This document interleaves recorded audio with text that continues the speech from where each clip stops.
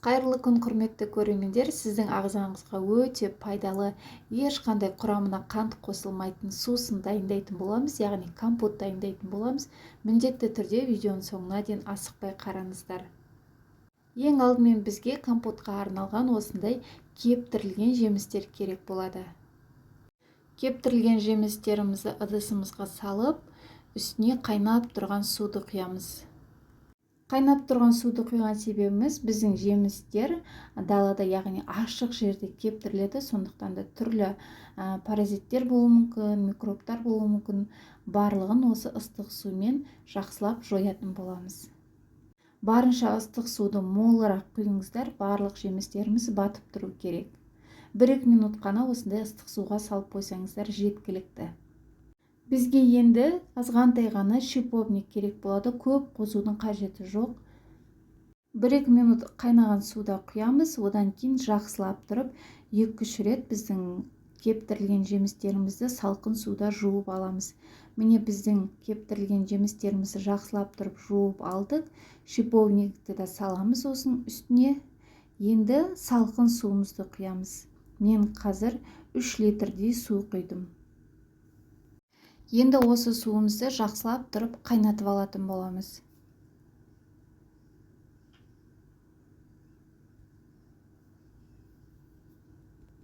Міне біздің суымыз да қайнап шықты.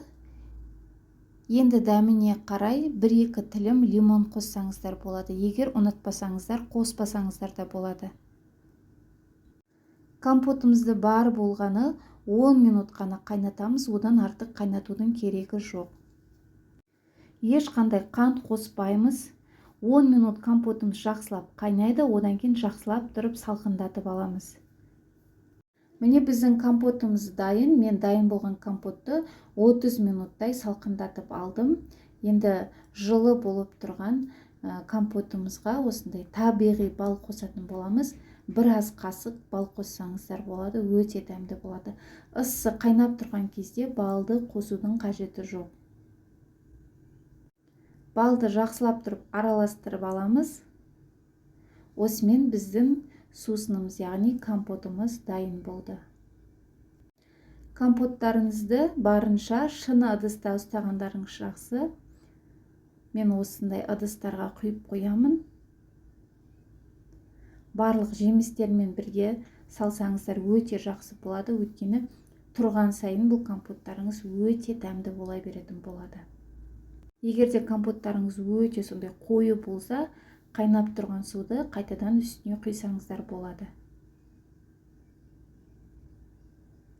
Негізі компоттарыңыз осындай шыны ыдыстарда тұрғаны жақсы, өйткені барлық дәрумендерін өзінде сақтап тұратын болады.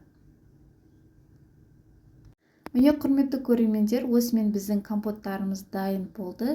Балаларыңызға шайдың орнына дәл осы компотты тамақпен бірге берсеңіздер болады. Иммунитеттері мықты болып, ішкен дәрумендері жақсы сіңетін болады.